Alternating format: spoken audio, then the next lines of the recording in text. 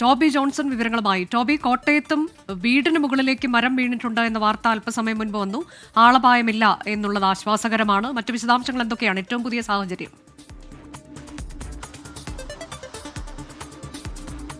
അനുജ, കോട്ടയം ജില്ലയിൽ മഴ മാറി നിൽക്കുകയാണ്. ഇന്നലെ രാത്രിയിലും പുലർച്ചെയിലുമൊക്കെ അതിശക്തമായിട്ടുള്ള മഴ ജില്ലയുടെ വിവിധ മേഖലകളിൽ പെയ്തിരുന്നു. ഇതേ തുടർന്ന് ചെറിയ തോതിലുള്ള നാശനഷ്ടങ്ങൾ ഉണ്ടായിട്ടുണ്ട് എന്നുള്ള വിവരമാണ്. എന്നാൽ വലിയ പ്രശ്നങ്ങളിലേക്കൊന്നും കാര്യങ്ങൾ നിലവിൽ പോയിട്ടില്ല. തൃക്കൊടുത്താനത്താണ് ഇന്നലെ അർദ്ധരാത്രി വീടിന് മുകളിലേക്ക്, വിഷ്ണു എന്ന് പറയുന്ന ഒരു വ്യക്തിയുടെ വാടക വീടിന് മുകളിലേക്ക് മരം കടപുഴകി വീണത്. എന്നാൽ ഭാഗ്യം കൊണ്ട് അവിടെ വീട്ടിലുണ്ടായിരുന്ന ആർക്കും പരിക്കുകളൊന്നും ഉണ്ടായില്ല. അതോടൊപ്പം തന്നെ ഇന്ന് പുലർച്ചെ പാറച്ചാൽ ബൈപ്പാസിൽ മരം വീണ് ഗതാഗതം പൂർണ്ണമായും തടസ്സപ്പെടുന്ന ഒരു സാഹചര്യമുണ്ടായി. തുടർന്ന് ഫയർഫോഴ്സ് എത്തിയാണ് ഈ മരം മുറിച്ചു മാറ്റി ഗതാഗതം പുനഃസ്ഥാപിച്ചത്.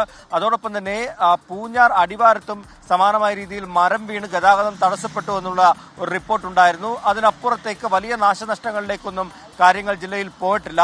ശക്തമായ മഴ രാത്രിയിൽ ഉണ്ടായിരുന്നെങ്കിലും പകൽ സമയത്ത് മഴ മാറി നിൽക്കുന്ന ഒരവസ്ഥയാണ് നമുക്ക് കഴിഞ്ഞ 2-3 ദിവസങ്ങളായിട്ട് കാണാൻ സാധിക്കുന്നത്. എന്തായാലും മുന്നറിയിപ്പ് നിലനിൽക്കുന്നുണ്ട്.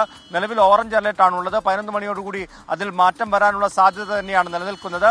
മഴ മാറി നിൽക്കുന്നുണ്ട് എന്നുള്ളതാണ് ഇപ്പോൾ നമുക്ക് കോട്ടയത്ത് നിന്നും പറയാൻ സാധിക്കുന്നത്. അനുജ.